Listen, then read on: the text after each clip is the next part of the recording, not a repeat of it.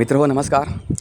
बारामती विधानसभा निवडणुकीमध्ये सुनेत्रा पवार यांच्या विरोधात काँग्रेसनं आकाश मोरे या आपल्या कार्यकर्त्याला उमेदवारी देऊन एक मोठी चाल खेळली आहे. ही मोठी चाल खेळून काँग्रेसनं अनेक राजकीय विश्लेषकांच्या भुवया उंचावल्या आहेत. पण काँग्रेसची नेमकी चाल कोणती आहे आणि या चालीवर काँग्रेस पुढच्या काही वर्षांची गणितं कशी मांडणार आहे हे आजच्या व्हिडिओतून आपण जाणून घेणार आहोत. तर व्हिडिओ शेवटपर्यंत पाहायला विसरू नका. मित्रांनो नमस्कार, तुम्ही पाहताय विचार मोती. मित्रांनो, बारामती विधानसभा निवडणुकीसाठी 23 एप्रिलला मतदान होतं आहे. अजित पवार यांच्या निधनानंतर रिक्त झालेल्या या जागेवर ही पोटनिवडणूक होते. महायुतीतर्फे सुनेत्रा पवार यांना उमेदवारी देण्यात आलेले आहे.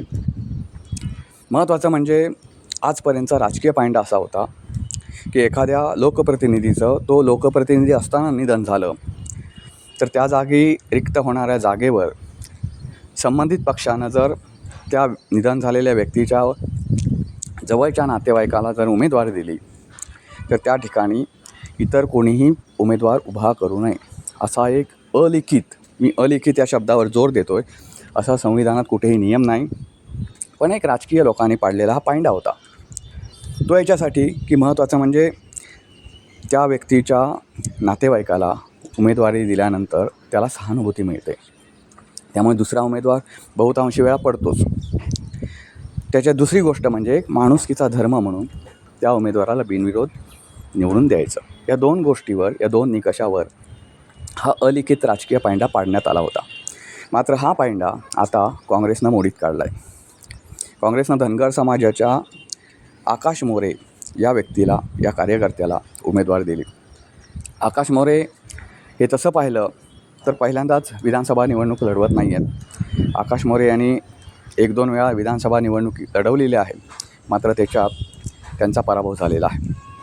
आकाश मोरे यांचे वडील जे होते त्यांनीसुद्धा शरद पवार यांच्या विरोधात निवडणूक लढवली होती, त्यावेळी त्यांचा पराभव झाला होता. पण याच शरद पवारांनी नंतर काँग्रेसला विनंती करून आकाश मोरे यांचे जे वडील आहेत त्यांना विधान परिषदेवर पाठवलं होतं. हा मोरे कुटुंबियांचा आजपर्यंतचा राजकीय इतिहास राहिलेला आहे. तर त्याच आकाश मोरे यांना काँग्रेसनं उमेदवारी दिली आहे. सध्याचं वातावरण पाहता आकाश मोरे यांचा पराभव जरी अटळ वाटत असला तरी काँग्रेस इथे लढवय्यासारखी भूमिका घेत आहे. त्याच्यामागे अनेक कंगोरे आहेत, अनेक कारणं आहेत. काँग्रेसनं गेल्या काही महिन्यांपासून तुम्ही पाहताय की काँग्रेसनं महाराष्ट्रावर लक्ष केंद्रित केलं आहे. महाराष्ट्रात आपले पाय रोवण्यासाठी प्रयत्न केले. त्याचं महत्त्वाचं उदाहरण जर द्यायचं झालं तर काँग्रेसचे प्रदेशाध्यक्ष असलेल्या हर्षवर्धन सपकाळ यांनी एक कमिटी नेमून त्या कमिटीनं वेगवेगळ्या जिल्ह्यात दौरे सुरू केलेत.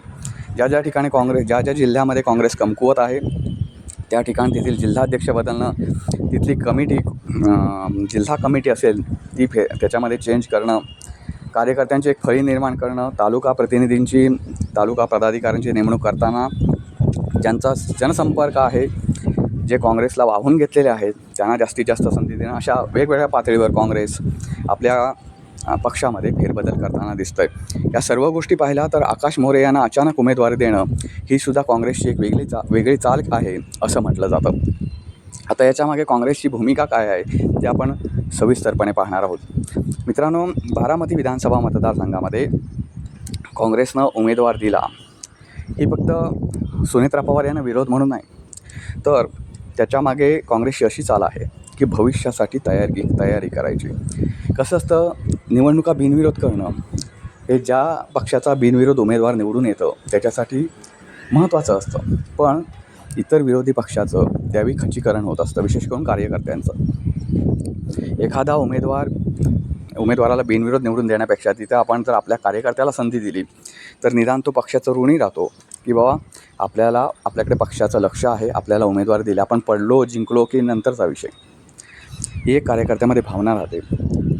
ती भावना वाढीस लागल्यावर पक्षाबद्दलचं प्रेम वाढीस लागतं. त्यामुळे ती एक काँग्रेसनं चाल केलेली. आता 2029ला ज्या विधानसभा निवडणुका होणार आहेत त्याची तयारी काँग्रेस आतापासून करताना दिसते. कारण काँग्रेसच्या कमिटीमध्ये ज्या काही चर्चा होतात त्यानुसार सध्या महाविकास आघाडीचं काही खरं दिसत नाही आहे. शरद पवार आणि अजित पवार गट विलीन होण्याच्या चर्चा होत आहेत अधेमध्ये. आता शरद पवारांनी सांगितलं की अजित पवार गेल्यानंतर या चर्चांना पूर्णविराम मिळाला आहे.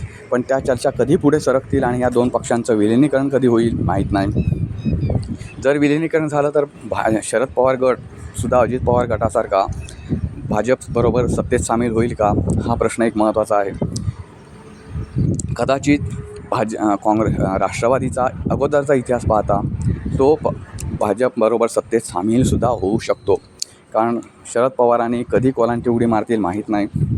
याच शरद पवारांनी यापूर्वी भाजपला बाहेरून पाठिंबा देण्याची तयारीसुद्धा दर्शवलेली होती, अगदी फडणवीसांच्या काळात सांगायचं झालं तर. खूप जुनी पण गोष्ट नाही आहे ती. तर त्यामुळे शरद पवार कोणती चाल खेळतील भविष्यात हे माहिती नाही. ते म्हणतात तसे वागतात असाही विषय नाही.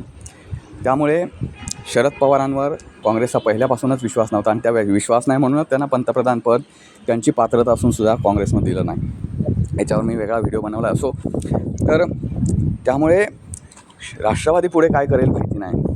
दुसरा एक महत्त्वाचा विषय म्हणजे उद्धव सेना जी आहे ती हळूहळू त्यांच्या टीकेची धार जी आहे भाजप विरोधात ती कमी होताना दिसते. तुम्ही पाहिलं असेल नाशिकमधील अशोक खरात प्रकरण, त्या प्रकरणात देवेंद्र फडणवीस यांनी अशोक खरातचं जे प्रकरण आहे ते समूळ खणून काढून त्या ठिकाणी काय म्हणतात ते गुन्हा दाखल करावा, त्याच्यावर प्रचंड कडक कायदेशीर कारवाई करण्यात यावी असे आदेश दिले. या आदेशाचं सुषमा अंधारे ज्या प्रत्येक गोष्टीत काहीतरी अंधार शोधत असतात, त्या सुषमा अंधारेंनीसुद्धा फडणवीसांच्या या कामगिरीचं कौतुक केलं. सुप्रिया सुळेंनी त्यांच्या कामगिरीचं कौतुक केलं. आता हे राजकीय कौतुक असू शकतं, राजकीय फ्रेंडशिप असू शकते, हे मला मान्य आहे. पण अलीकडच्या काळात भाजपचे शिवसेनेचे जे नेते आहे उद्धव सेनेचे ते खूप कमी प्रमाणात टीका करताना भाजपवर दिसत आहेत. महत्त्वाचं म्हणजे तुम्हाला आठवत असेल उद्धव ठाकरे यांचा निरोप समारंभ झाला विधान परिषदेतून, ज्यावेळी त्यांनी निरोप घेतला त्यानंतरसुद्धा उद्धव ठाकरे यांनी देवेंद्र फडणवीस यांच्या चेंबरमध्ये जाऊन कार्यालयात जाऊन त्या ठिकाणी 20 ते 25 मिनटं वेगवेगळ्या घडामोडींवर चर्चा केली होती.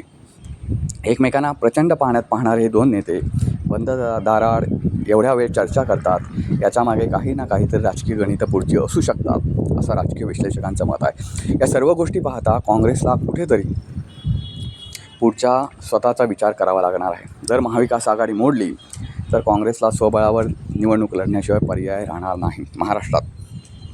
महत्त्वाचं म्हणजे भाजपने सुद्धा 2029ची निवडणूक स्वबळावर लढण्यासाठी तयारी सुरू केली आहे.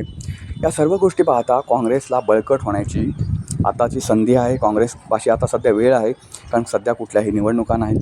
त्यामुळे पक्षसंघटन मजबूत कसं करता येईल यावर काँग्रेस भर देते आणि या पक्षसंघटन बळकट करण्याचीच एक चाल म्हणून काँग्रेसनं या ठिकाणी आपला उमेदवार देण्याचा निर्णय घेतल्याचं सध्याचं मत व्यक्त होत आहे.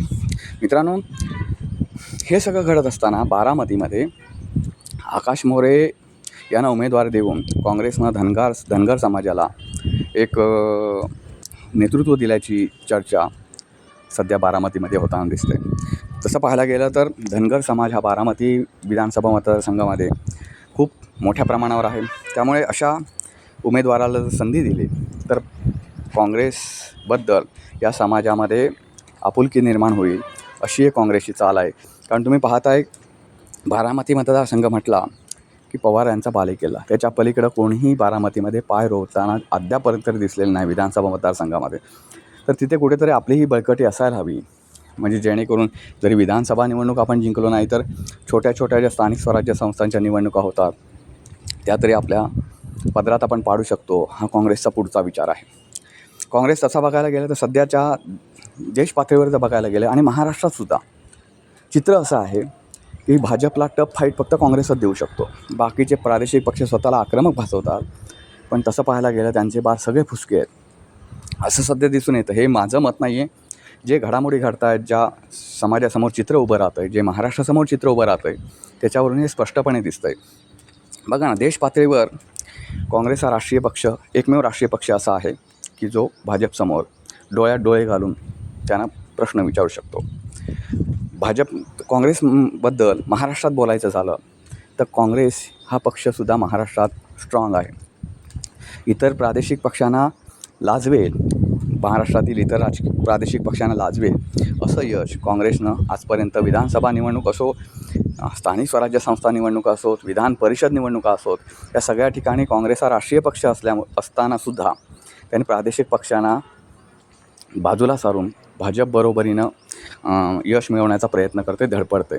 महत्त्वाचं मित्रांनो काय माहिती आहे का, कोणाला किती यश मिळालं हे महत्त्वाचं नाही, तर त्याच्यामागे आपली धडपड कशी आहे, आपण राजकीय चाली काय खेळतो, या सगळ्या गोष्टी महत्त्वाच्या असतात. इतर विरोधी पक्षांबाबत मी नेहमीच बोलत आलो आहे की ते विरोधी पक्ष जे आहेत ते कधीतरीच बाहेर पडतात आणि ते बाहेर पडून पण काय करतात तर मीडियासमोर येतात, बोलतात, आरोप करतात. आरोप प्रत्यारोपांना हल्ली कोणीच महत्त्व देत नाही हो. तुम्ही केवढाही मोठा भ्रष्टाचार काढा, लोकांना ते रेग्युलर राहिले. उलट कोणी भ्रष्टाचार काढला नाही तसं वाटेल. असं म्हणजे कसं माहिती आहे का, आपल्याला एखाद्या आजाराची गोळी घ्यावी लागते, ती एवढी आपल्या शरीराला सवय होऊन जाते की एखाद्या दिवशी आजाराची गोळी डॉक्टरने बंद कर म्हटलं तर ती बंद करावीशी वाटत नाही, कारण आपल्या शरीराला ती चांगली असो की वाईट असो एक सवय झालेली असते. इतर राजकीय पक्षांचं, इतर प्रादेशिक पक्षांचं सुद्धा असं झालं आहे. आता बघा ना, मनसे कुठे काय करतं आहे, काय लक्षात येतं आहे आपल्या? नाही. उद्धव सेना काय करते, उद्धव सेनेचा सध्याचा अजेंडा काय आहे, तर सकाळी येऊन काय ते बडबडणं, हे त्यांची पक्षबांधणी नाही, काय नाही. काँग्रेसनं आजपर्यंत जे धोके पत्करलेत ना, त्या धोक्यातून बाहेर येऊन कुठेतरी स्वतःचे पाय रोवणं हे काँग्रेसनं आता महत्त्वाचं मानलेलं आहे. या संपूर्ण व्हिडिओचं तुम्हीही पाहिलात तर तुम्हाला हे सगळ्या गोष्टी कळतील. मित्रहो, हा व्हिडिओ तुम्हाला कसा वाटला ते नक्की कळवा. व्हिडिओ आवडला तर लाईक करा, शेअर करा, चॅनलला सबस्क्राईब करायला विसरू नका. पुन्हा भेटू पुन्हा एका अशाच नवीन व्हिडिओसह. तोपर्यंत नमस्कार. मित्रहो, जाता जाता एक महत्त्वाची गोष्ट सांगायचं राहून गेलो.